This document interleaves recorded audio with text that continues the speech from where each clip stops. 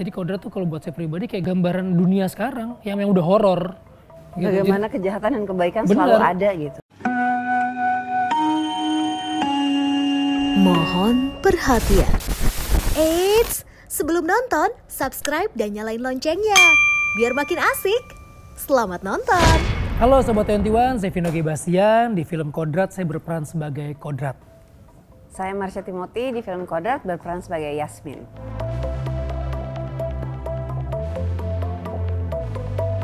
Kodrat, dia adalah seorang ustadz yang mendapatkan kelebihan dari Allah Subhanahu wa Ta'ala untuk bisa meruqyah orang yang kerasukan.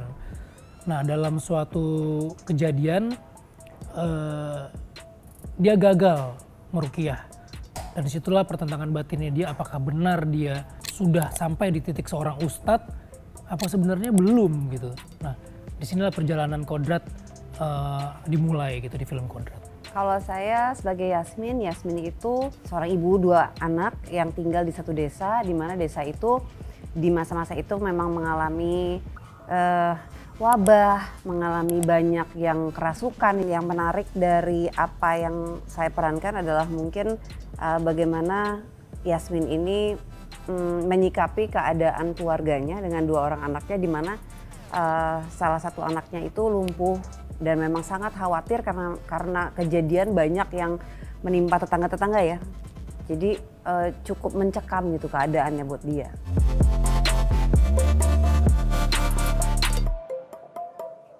Sebenarnya kalau misalnya saya baca tentang ustadz itu tuh sebetulnya tingkatan yang paling lengkap dari seorang guru di Islam. Ada istilah-istilah lain, tapi ustadz itu dia mengajarkan akhlak, mengajarkan ngaji juga, mengajarkan Al-Quran. Nah, sebenarnya ini yang dirasakan oleh Ustadz Kodrat gitu. Apakah dia sudah sampai di titik itu gitu? Walaupun dia punya kelebihan bisa meruqyah orang. Untuk mempersiapkan karakter itu yang pasti pertama kali, walaupun film ini tidak spesifik tentang religi, bukan sih, tapi sangat penting untuk meyakinkan bahwa Kodrat itu seorang ustadz adalah dengan bacaan-bacaannya dia gitu. Yang paling penting saya memperdalam lagi tentang bacaan-bacaan Al-Qurannya sesuai dengan apa yang ada di skrip yang diminta oleh skrip. Selain itu juga saya pengen tahu sih sebetulnya ruqyah itu seperti apa sih gitu. Dunia ruqyah itu seperti apa? Ternyata ada yang sesuai dengan syariat, ada yang enggak. Nah, kita sekarang yang mau diangkat sini dengan sesuai dengan syariat. Tapi Kodrat ini karakternya yang sangat komplit. Dia juga bukan ustadz yang seperti kebanyakan dengan peci, dengan baju koko. Bisa dibilang nih yang sangat nyentrik lah. Nah, gimana caranya saya memadukan 2 unsur itu gitu dalam karakter Kodrat. Pastinya banyak ngobrol juga dengan Charles, dengan Mas Imron yang sebagai co-director yang kebetulan beliau dari pesantren juga gitu.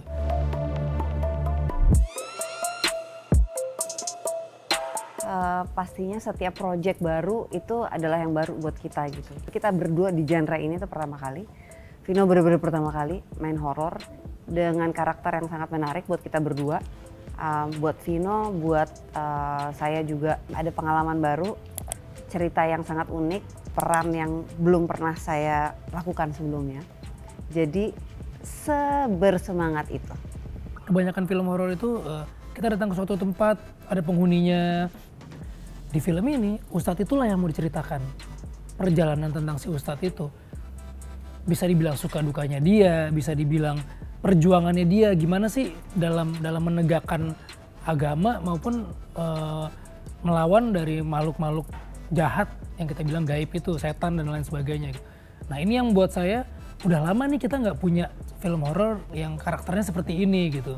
Ini adalah jadi film horor pertama saya gitu, karena karakternya kuat dan mudah-mudahan ketika orang melihat Vino film pertamanya film horor pertamanya jadi apa sih? Jadi ustadz. Itu buat saya remarkable lah, jadi kuat gitu. Bukannya Vino main film horor pertama seperti apa ya? Seperti orang ketakutan karena dia masuk ke rumah ada yang ketakutan gitu. Nah, nggak kayak gitu. Jadi apa? Jadi ustadz. Atau enggak film horor pertama jadi apa? Jadi setan sekalian misalnya kayak gitu. Itu sangat bold lah gitu.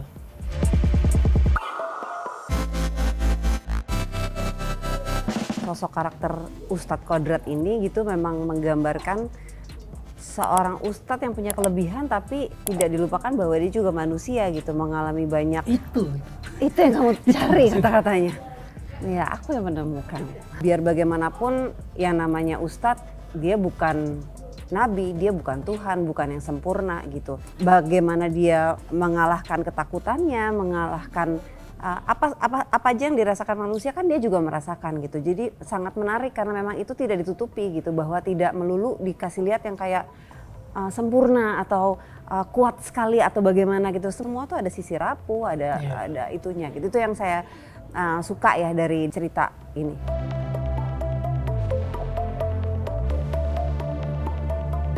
Kadang tuh banyak banget manusia yang mengaku dirinya ustadz, manusia yang mengaku dirinya sangat paham soal agama, manusia yang merasa segala-galanya, bahkan melupakan bahwa semua itu adalah anugerah yang diberikan Tuhan gitu.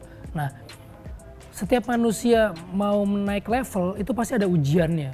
Sama seperti ketika seorang alim mau naik derajatnya, pasti Tuhan mengujinya dengan ujian yang semakin berat.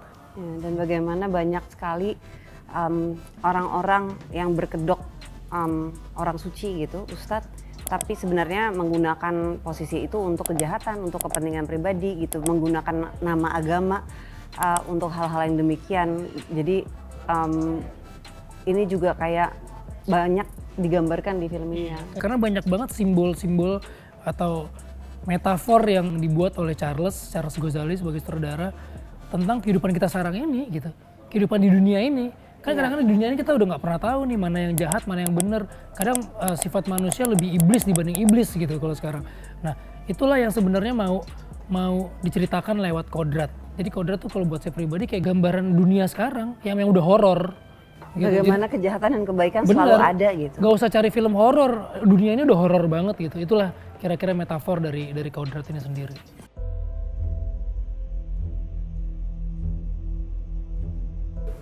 Itu kan ada sound effect ditambah, gimana sih?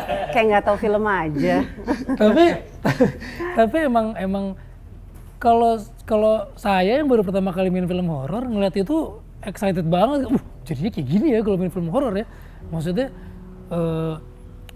karena kalau pas syutingnya kan ternyata nggak sehoror itu gitu kan. Tapi begitu pas lihat, apalagi dengan ditambah ada beberapa titik-titik yang ada special effect, ada visual effect, terus ada sound yang menggelegar gitu, terlalu di atas ekspektasi saya gitu. Dan mudah-mudahan ketika penonton nanti nonton film aslinya, rasa itu nggak hilang gitu.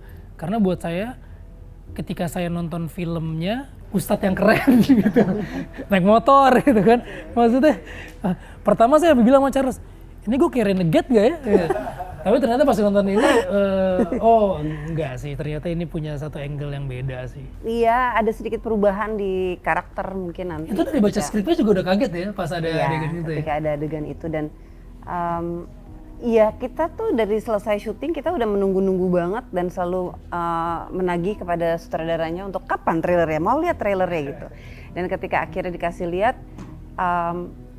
pertama kali yang saya rasakan anehnya bukan takut tapi kok saya terharu ya gitu, kayak terus kayak berkaca-kaca gitu. Dan ketika kata-kata yang diucapkan Vino gitu sebagai Ustadz Kodrat di situ merinding banget gitu ketika kita menyebut Tuhan yang Maha Kuasa ya gitu, dengan rasa saya bisa ngerasa banget gitu dari suaranya gitu. Makanya waktu dengar itu tuh merinding, dan ternyata setelah nonton lagi, kan itu kan pertama kali dikasih lihat cuman dari ini handphone doang ya.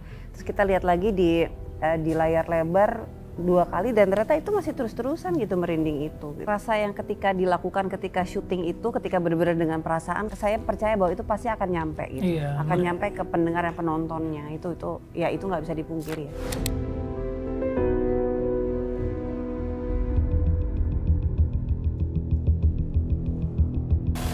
Hai Sobat 21, tadi gimana interviewnya? Asik kan? Asik banget. Makin penasaran kan? Jangan lupa saksikan film Kodrat 27 Oktober hanya di 21. Asik kan videonya?